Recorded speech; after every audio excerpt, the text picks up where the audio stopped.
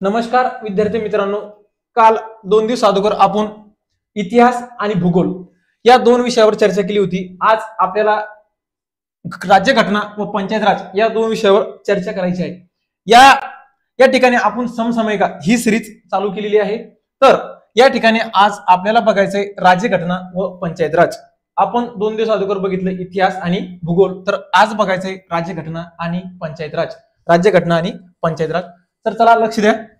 भारतात संविधान दिन कोणत्या दिवशी साजरा केला जातो?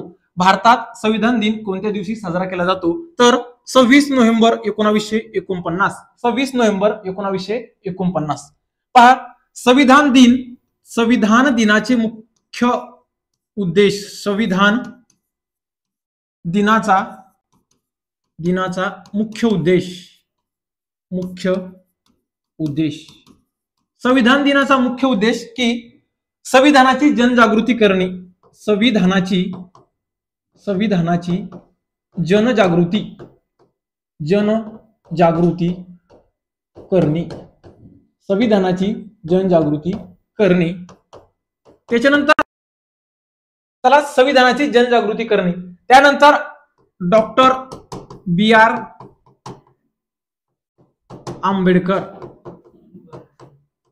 आंबेडकर यांचा विचारांचा प्रसार करणे. यांच्या विचारांचा प्रसार करणे. या ठिकाणी भारतीय संविधान दिन हा आपण साजरा करतो 26 नोव्हेंबर 1949. तर भारताचे संविधान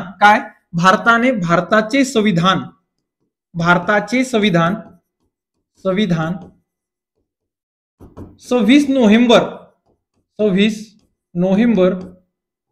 1949 ला स्वीकृत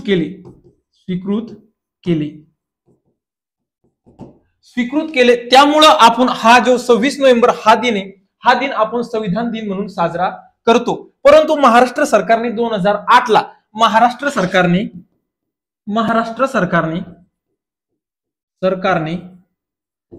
2008 ला संविधान दिन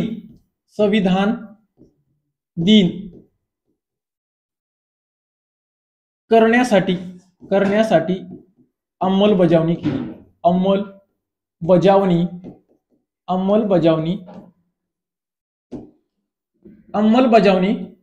केली. कधी? तर 2008 ला महाराष्ट्र सरकारने संविधान दिन हा मनवायसाठी काय केली होती? अंमलबजावणी केली होती. परंतु पहा, कोणत्या दिवसापासून भारतात संविधान दिन साजरा केला जाऊ शकतो? कोणत्या दिवसापासून भारतात संविधान दिन साजरा केला जाऊ शकतो? तर तो दिवस आहे 19 नोव्हेंबर 2015. 19 नोव्हेंबर 2015 ला आपण भारतामध्ये संविधान दिन हा साजरा करण्यास अवलंबिले आहे. साजरा करण्यात अवलंबिले आहे. तर कधी? 19 नोव्हेंबर 2015. कधी? 19 नोव्हेंबर 2015. त्यानंतर पहा, भारताची राज्यघटना तयार करण्यात आलेल्या मसुदा समितीचे अध्यक्ष कोण होते? काय होतं? ज्यावेळेस आपल्याकडे भारतीय संविधान निर्माण करण्यासाठी आपण एक समिती नेमली होती, तर ती समिती होती मसुदा समिती. कोणती समिती होती? मसुदा समितीचे अध्यक्ष होते डॉक्टर बी आर आंबेडकर. कोण होतं? डॉक्टर बी आर आंबेडकर. कोण होतं? डॉक्टर बी आर आंबेडकर. पहा, मसुदा समितीची स्थापना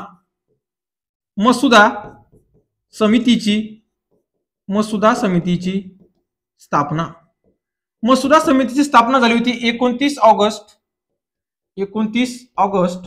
1947.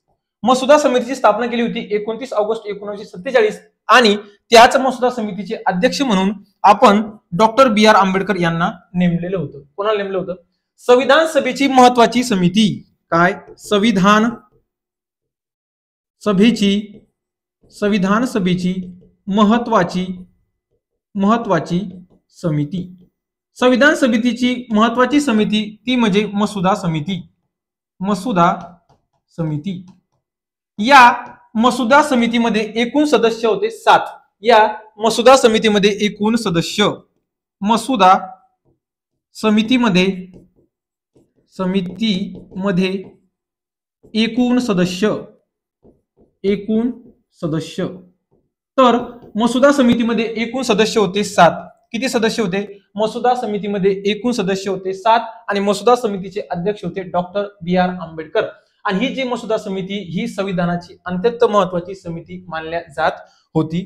तर त्यानंतर पहा, राज्यघटना तयार करण्याचे काम सुरू असताना संविधान सभेचे अध्यक्ष पद कोणी भूषवले? काय? राज्यघटना तयार करण्याचे काम सुरू असताना संविधान सभेचे अध्यक्ष स्थान कोणी भूषवले? तर डॉक्टर राजेंद्र प्रसाद. कोण? डॉक्टर राजेंद्र प्रसाद, भारताचे पहिले राष्ट्रपती. कोण? भारताचे पहिले राष्ट्रपती डॉक्टर राजेंद्र प्रसाद यांनी राज्यघटना तयार करत असताना संविधान सभेची अध्यक्ष स्थान भूषवले होते. पहा, आपल्याकडे संविधान सभेची सर्वात प्रथम मागणी काय? संविधान सभेची मागणी,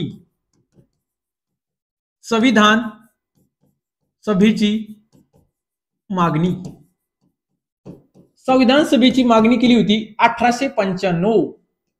सर्वात पहिले संविधान सभेची मागणी केली 1895 लोकमान्य टिळक. कोणी केली? लोकमान्य टिळक. लोकमान्य टिळक यांनी 1895 मध्ये पहिली संविधान सभेची मागणी केली. आणि ज्या वेळेस राज्यघटना तयार करत असताना संविधान सभेची जे पहिलं अध्यक्ष स्थान भूषवलं होतं ते स्थान भूषवलं होतं डॉक्टर राजेंद्र प्रसाद. कोण भूषवलं होतं? तर डॉक्टर राजेंद्र प्रसाद हे भारताचे संविधान सभेचे पहिले अध्यक्ष, संविधान सभेचे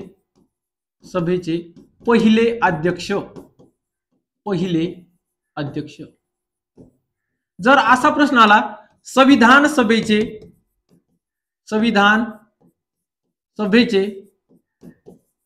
हंगामी अध्यक्ष, संविधान सभेचे हंगामी अध्यक्ष, तर हंगामी अध्यक्ष व्यक्ती कोण? तर सच्चिदानंद सिन्हा. कोण? सच्चिदानंद सिन्हा.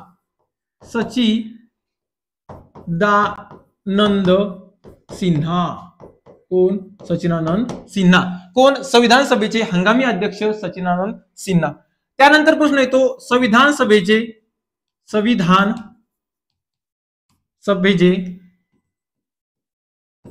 कायदेशीर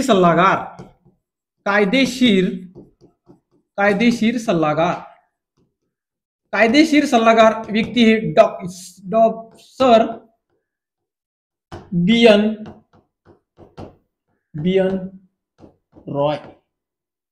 राव.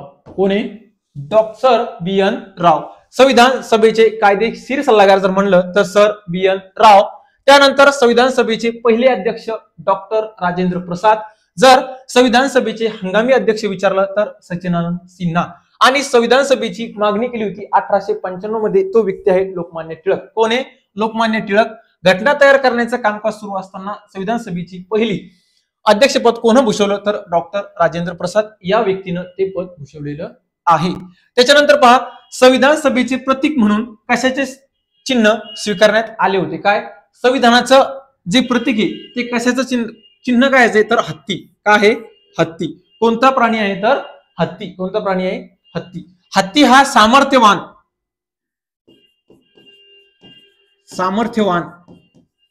व प्रामाणिक असल्यामुळे त्याला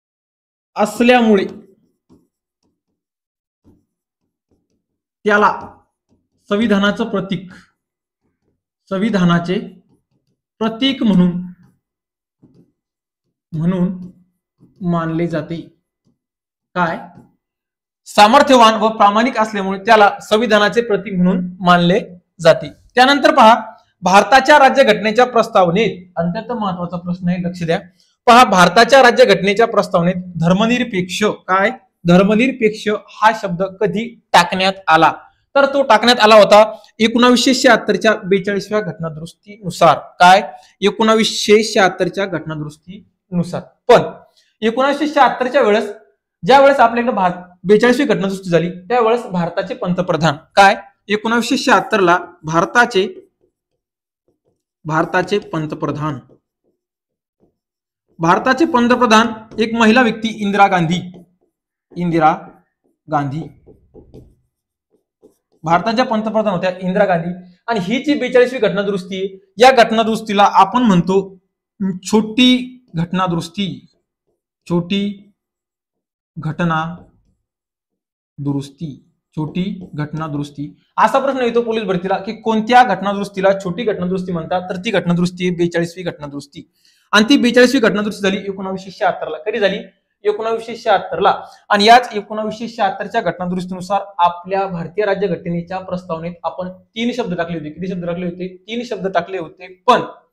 पण असा विषय आहे की आपल्याकडे 1976 ला बदल केला, पण 1976च्या अगोदर ते 1973च्या काळाच्या अगोदर आपण भारताच्या राज्यघटनेच्या प्रस्तावनेत आपण बदल करू शकत नव्हतो. काय बदल करू शकत नव्हतो? कारण त्याचं कारण असं आहे की पहा, बेरोबारी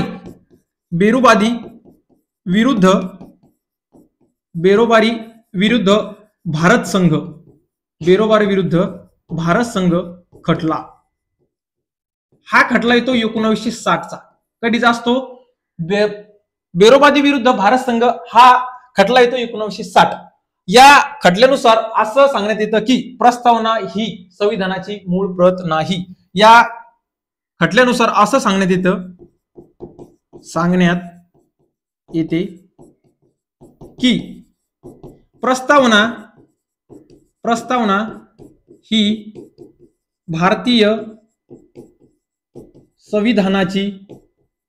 संविधानाची मूळ प्रत नाही, असं सुप्रीम कोर्ट आदेश देतो. आणि सुप्रीम कोर्ट सांगतो की भारतीय जी प्रस्तावना या प्रस्तावनेत आपण बदल करू शकत नाही. त्यानंतर काय होतं पहा, 1973चा परत एक खटला येतो केशवानंद भारती विरुद्ध केरळ राज्य. कोणता येतो? केशवानंद भारती विरुद्ध केशवानंद भारती विरुद्ध केरळ राज्य खटला. हा खटला चालवला जातो 1973. हा खटला चालवला जातो 1973 ला. आणि याच खटल्यानुसार आपण खटला असं सांगतो की प्रस्तावना ही संविधानाची मूळ प्रत आहे. काय? हा खटला सांगतो की प्रस्तावना ही भारतीय संविधानाची मूळ प्रत आहे. आणि त्याचनुसार आपण 1976 ला 3 शब्द टाकतो. भारतीय जी राज्यघटना आहे त्या राज्यघटनेची प्रस्तावना आहे त्या प्रस्तावनेत आपण 3 शब्द टाकतो. नंबर 1 चा शब्द आहे तो आहे समाजवादी. नंबर 2 चा आहे धर्मनिरपेक्ष. आणि तिसरा शब्द येतो अखंडता. हे 3 शब्द आपण भारतीय राज्यघटनेत टाकतो. कोणत्या घटना दुरुस्तीनुसार? तर ती घटना दुरुस्ती 42वी घटना दुरुस्ती 1976. कितवी घटना दुरुस्ती? 42वी घटना दुरुस्ती 1976 नुसार आपण 3 शब्द टाकतो. नंबर 1 समाजवादी, धर्मनिरपेक्ष आणि त्याच्यानंतर अखंडता. काय अखंडता आपण कधी टाकतो? 1973चा, ज्यावेळेस आपल्या भारतामध्ये केशवानंद भारती विरुद्ध केरळ राज्य हा जो खटला चालतो, हा खटला सांगतो प्रस्तावना ही संविधानाची मूळ प्रत आहे. त्याचनंतर आपण 1976 ला आपल्या प्रस्तावनेमध्ये बदल करू शकतो. त्याच्यानंतर पहा इथे 44वी घटना दुरुस्ती. किती घटना दुरुस्ती ती? 44वी घटना दुरुस्ती. 44वी घटना दुरुस्ती ही 44वी घटना दुरुस्ती होती 1978 ला. 1978 ला जी घटना दुरुस्ती होती त्या घटना दुरुस्तीच्या वेळेस आपल्या भारताचे पंतप्रधान असतात मोरारजी देसाई. कोण असते पंतप्रधान असतो मोरारजी देसाई.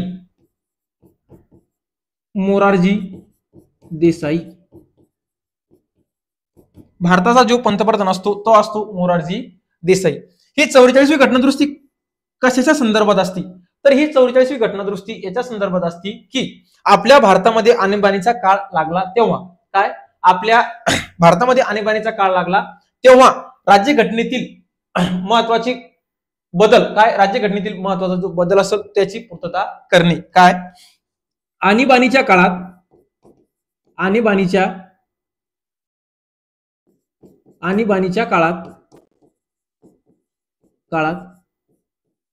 राज्यघटनेत बदल करून पूर्वता करणे व लोकशाही बळकट बनवणे लोकशाही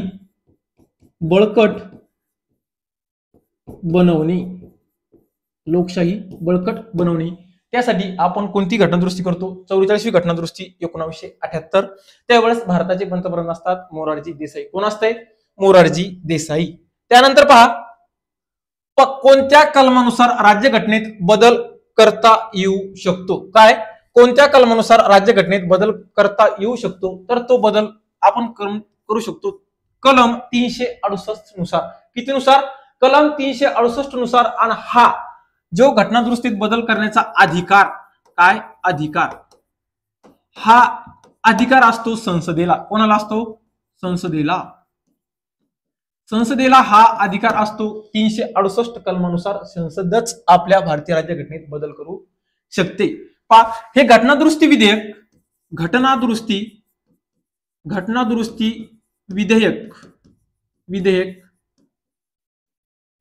विधेयकावर राष्ट्रपतीची संमती बंधनकारक असते. संमती बंधनकारक असते. काय? की या घटनादुरुस्ती विधेयक असते याच्यावर राष्ट्रपतीची संमती ही बंधनकारक असते कलम 368 नुसार. आणि त्याचा अधिकार फक्त घटनादुरुस्तीचा अधिकार कोणाला असतो? संसदेला असतो. पहा मी तुम्हाला काही महत्वाच्या कलमा सांगतो. पहा कलम आहे संसद. काय? संसदेचे कलम आहे 79. त्याच्यानंतर पहा राष्ट्रपती. काय? राष्ट्रपती कलम 52. त्याच्यानंतर उपराष्ट्रपती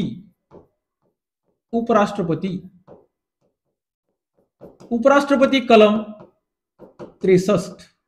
त्याच्यानंतर पहा राज्यपालाचा कलम येते 155. त्याच्यानंतर नियंत्रक व महालेखा परीक्षक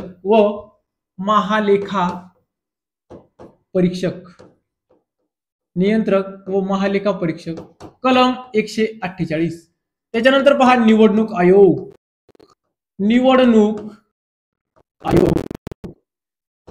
आयोग कलम 324. त्याच्यानंतर यूपीएससी कलम 315. त्याच्यानंतर पहा लोकसभा. काय? लोकसभा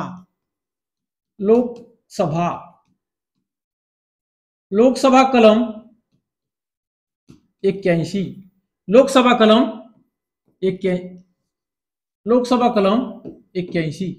त्याच्यानंतर राज्यसभा कलम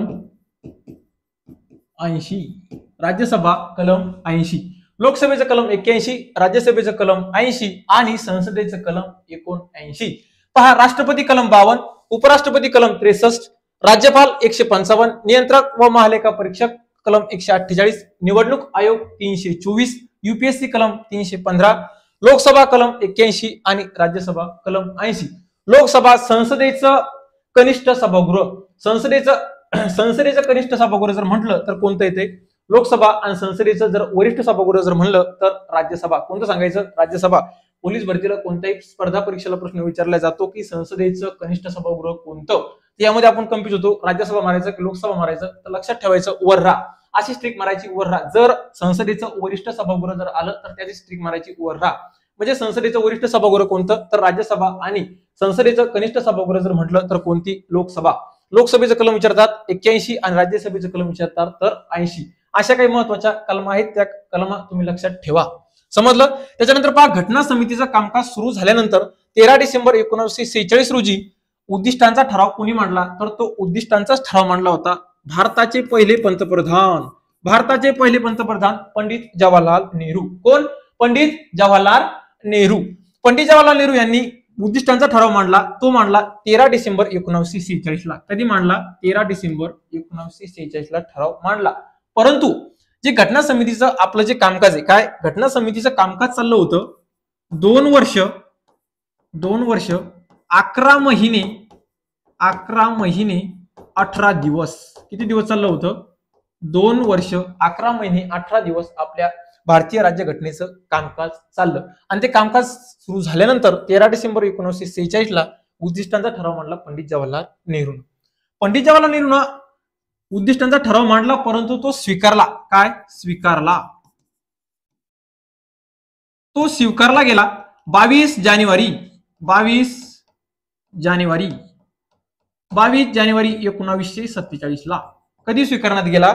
22 जानेवारी 1947 ला. मांडला होता 13 डिसेंबर 1946 ला, परंतु स्वीकारण्यात गेला 22 जानेवारी 1947 ला. आणि उद्दिष्टांचा ठराव कोणी मांडला? तर तो मांडला पंडित जवाहरलाल नेहरू. कोण मांडला? पंडित जवाहरलाल नेहरू.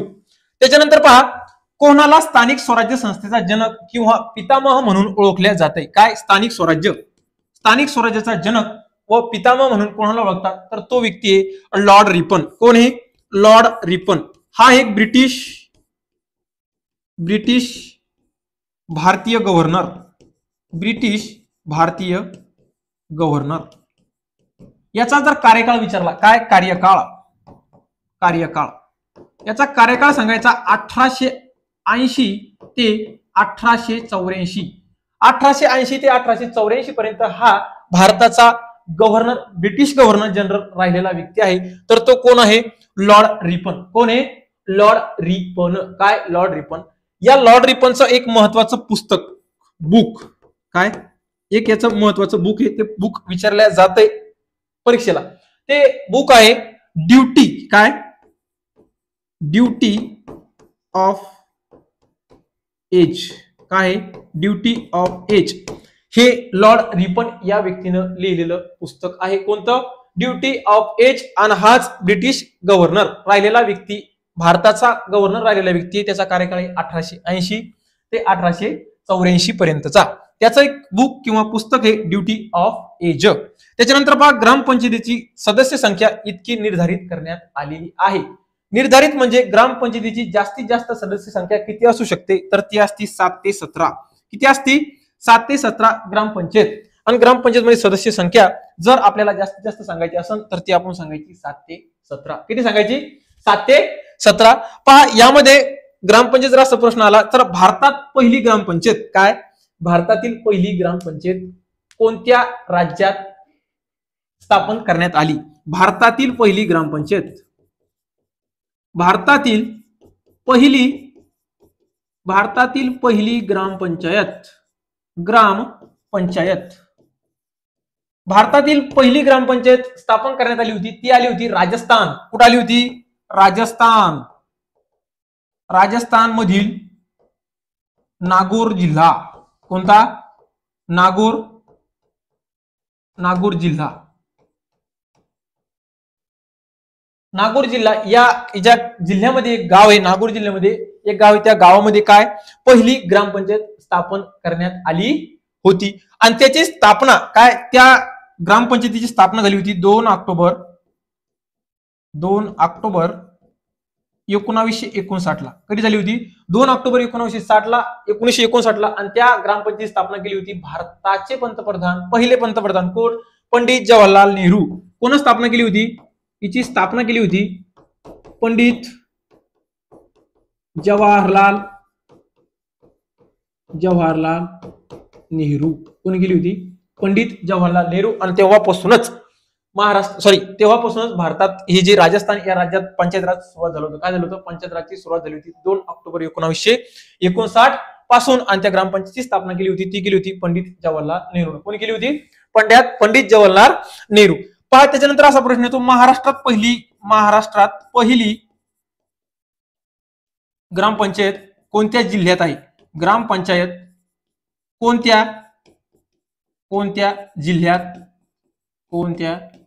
जिल्ह्यात आहे? तर ती सांगायची कोल्हापूर जिल्हा. कोणता जिल्हा? कोल्हापूर जिल्ह्यामध्ये महाराष्ट्रातली सर्वात पहिली ग्रामपंचायत स्थापन झालेली आहे.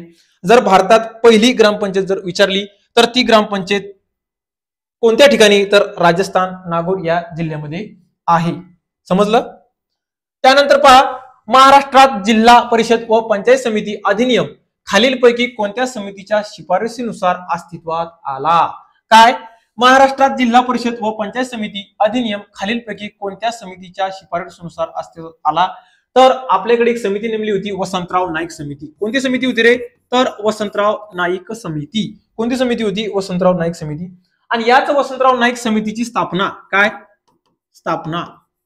या वसंतराव नाईक समिती स्थापना केली होती आपण 1961 ला. कोणत्या वर्षी केली होती? 1961 ला आपण वसंतराव नाईक समितीची स्थापना केली 1961 ला. आणि त्याच वसंतराव नाईक समितीनुसार आपण महाराष्ट्रात जिल्हा परिषद व पंचायत समिती अधिनियम लागू केला होता. कोणता अधिनियम? जिल्हा परिषद व पंचायत समिती अधिनियम लागू करण्यात आला होता. पण मला सांगा, महाराष्ट्रात जिल्हा परिषद काय? महाराष्ट्रात जिल्हा परिषदा किती? जिल्हा परिषदा किती? तर महाराष्ट्रात एकूण जिल्हा परिषद म्हणलं तर 34 आहेत. किती आहेत? 34 आहेत. महाराष्ट्रात 2 जिल्ह्यामध्ये काय जिल्हा परिषदा व पंचायत समिती नाही, ते मुंबई शहर व मुंबई उपनगर या 2 जिल्ह्यामध्ये जिल्हा परिषदा व पंचायत समिती येत नाही. त्यानंतर पहा, महाराष्ट्रात पंचायत समिती काय? महाराष्ट्रात पंचायत समिती जर एकूण विचारल्या तर त्या सांगायच्या 351. किती सांगायच्या? 351. महाराष्ट्र जर तालुके विचारले, काय रे? तालुके. जर महाराष्ट्रात तालुके विचारले सांगायचे 358. किती सांगायचे? 358 तालुके आहेत. तसे 355 पण मुंबईमध्ये 3 तालुके नवीन निर्माण करण्यात आलेले आहेत. किती? 3 तालुके. मुंबई उपनगरमध्ये 3 तालुके निर्माण करण्यात आले. त्यामुळे आपल्या महाराष्ट्रामध्ये एकूण तालुके किती आहेत? तर 358. किती तालुके आहेत? 358. आणि ज्याने की पंचायत समिती असते, काय? पंचायत समिती काय असती? पंचायत समिती. ही पंचायत समिती ग्रामपंचायत व काय? ग्रामपंचायत व जिल्हा परिषद काय? व जिल्हा परिषद यामधला दुवा असते. काय असते? यामधला दुवा असते. काय? तर पंचायत समिती. ही जी पंचायत समिती असती ती ग्रामपंचायत व जिल्हा परिषद या दोघांमधली काय असती? दुवा असती. जर महाराष्ट्रात पोलीस भरतीला प्रश्न विचारला जाऊ शकतो की महाराष्ट्रात एकूण पंचायत समित्या किती? तर किती? 351. आणि जर जिल्हा परिषदा विचारल्या तर किती सांगायच्या? 34. जर तालुके सांगितले तर सांगायचे 358. आणि याच आपण जिल्हा परिषद व पंचायत समिती अधिनियम कोणत्या अधिनियमानुसार आणला होता? तर तो अधिनियम कोणता आहे? वसंतराव नाईक समिती या अधिनियमानुसार आपण 1961 ला ती समिती स्थापन केली आणि त्यानुसार आपण जिल्हा परिषद व पंचायत समितीचा अधिनियम स्थापन केला. त्याच्यानंतर पहा, ग्रामीण त्रिस्तरीय स्थानिक स्वराज्य संस्था संबंधित घटनादुरुस्ती कोणती? तर ती घटनादुरुस्ती 73वी घटनादुरुस्ती. कितीवी घटनादुरुस्ती आहे? 73वी घटनादुरुस्ती. 73वी घटनादुरुस्ती कोणत्या वर्षी करण्यात आली? तर 73वी घटनादुरुस्ती करण्यात आली होती 1994. कोणत्या वर्षी करण्यात आली होती? 1974 ला आपण भारतामध्ये 73वी घटनादुरुस्ती केली. आणि त्याच 73व्या घटनादुरुस्तीनुसार काय केलंय? ग्रामीण त्रिस्तरीय स्थानिक स्वराज्य संस्थांची संबंधित घटनादुरुस्ती करण्यात आली होती. परंतु आपल्याकडं पंचायत राज काय केलं होतं? पंचायत राज लागू झालं होतं. महाराष्ट्रात पंचायत राज पहा, लक्ष द्या, महाराष्ट्रात पंचायत राज लागू. महाराष्ट्रात पंचायत राज लागू झालं होतं 1 मे 1962. कधी झालं होतं रे? 1 मे 1962 ला. कधी झालं होतं? महाराष्ट्रात पंचायत राज लागू झालं 1 मे 1962 ला. आणि महाराष्ट्र पंचायत राज लागू करणारं 9वं राज्य. कितवं राज्य आहे? महाराष्ट्र पंचायत राज लागू करणारे 9वे राज्य. कितवे राज्य आहे? 9वे राज्य आहे. महाराष्ट्रात पंचायत राज लागू करणारं हे 9वं राज्य. आणि त्याच्यासाठी आपण काय केलं होतं की महाराष्ट्रात त्रिस्तरीय पंचायत राज असावं. कसं? त्रिस्तरीय पंचायत राज असावं. त्यासाठी आपण एक समिती नेमली होती. त्या समितीचं नाव आहे बलवंतराय मेहता समिती. कोणती समिती आहे? बलवंतराय मेहता समितीनुसारच आपण महाराष्ट्रात कोणतं पंचायत राज राबवलं? तर त्रिस्तरीय पंचायत राज. आणि तेच ग्रामीण भागातलं त्रिस्तरीय हे स्थानिक स्वराज्य म्हणजे ग्रामपंचायत स्थानिक स्वराज्य संस्थांशी संबंधित असणारी घटनादुरुस्ती. ती घटनादुरुस्ती 73वी घटनादुरुस्ती 1994. किती घटनादुरुस्ती? 1994. पहा, 1994 ला जी 73वी घटनादुरुस्ती झाली होती त्या 73व्या घटनादुरुस्तीनुसार आपण भारतीय राज्यघटनेमध्ये आपण 11वी अनुसूची जोडण्यात आली होती. कितवी अनुसूची? 11वी अनुसूची. भारतीय राज्यघटनेत भारतीय राज्यघटनेत 11वी अनुसूची, कितवी? 11वी अनुसूची, 11वी अनुसूची जोडण्यात आली होती, जोडण्यात आली होती. आणि त्या जी 73वी घटनादुरुस्तीनुसार नवीन कायदे 243 ते 243 ओ पर्यंत समाविष्ट.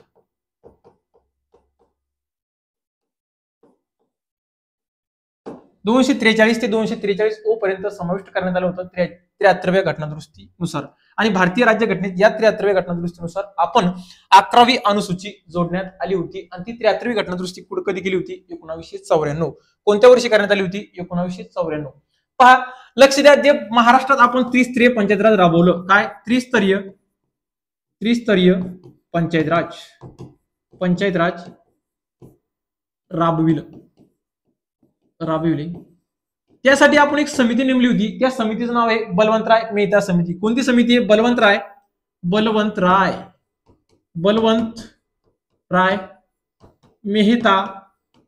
मेहता समिती. कोणती समिती? बलवंतराय मेहता समिती. आणि याच बलवंतराय मेहता समितीची स्थापना जर विचारल्या जाती पोलीस भरतीला वसंतराव नाईक समिती, त्याच्यानंतर बलवंतराय मेहता समिती, त्याच्यानंतर अशोक मेहता समिती. तर बलवंतराय मेहता समितीची स्थापना झाली होती 1997. कधी झाली होती? 1997 ला आपण बलवंतराय मेहता समितीची स्थापना केली. आणि त्याचनुसार आपण महाराष्ट्रात त्रिस्तरीय पंचायत राज राबवलेलं आहे. काय आलेले? त्रिस्तरीय पंचायत राज राबवलेलं आहे.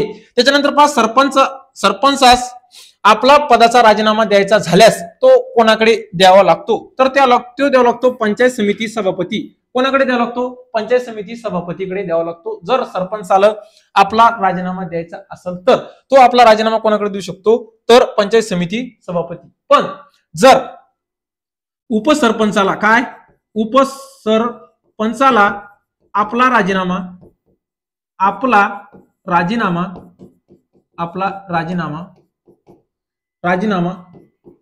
सरपंचाकडे द्यावा लागतो. कोणाकडे द्यावा लागतो? सरपंचाकडे द्यावा लागतो. कोणाकडे द्यावा लागतो? सरपंचाकडे द्यावा लागतो. काय? जर उपसरपंचाला आपला राजीनामा द्यायचा असेल तर तो द्यावा लागतो कोणाकडे? सरपंचाकडे. जर पंचायत समिती सभापतीला आपला राजीनामा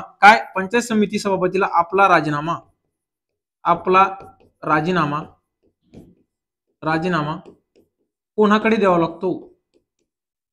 कोणाकडे? तर तो पंचायत समिती उपसभापती. पंचायत समिती उपसभापती कोणाकडे देतो? पंचायत समिती उपसभापतीकडे तो आपला राजीनामा सुपूर्द करतो. कोण? सरपंच. पहा, जी ग्रामपंचायत असते, काय? ग्रामपंचायत मध्ये ग्रामसभेचे अध्यक्षस्थान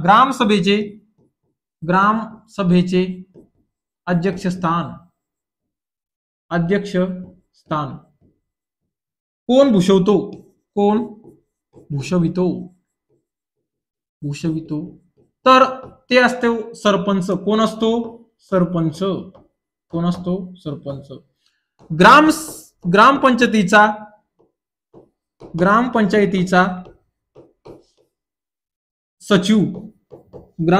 सचिव कोण असतो? तर तो असतो ग्रामसेवक. कोण असतो? ग्रामसेवक. ग्रामपंचायतीचा जो अहवाल असतो तो कोण वाचून दाखवतो? तर तो वाचून दाखवण्याचं काम असते ग्रामसेवकाचं. आणि ग्रामसेवकावर नजीकचे नियंत्रण असते BDO. कोणाचं असते? ग्रामसेवकावर नजीकचे नियंत्रण. काय? ग्रामसेवकावर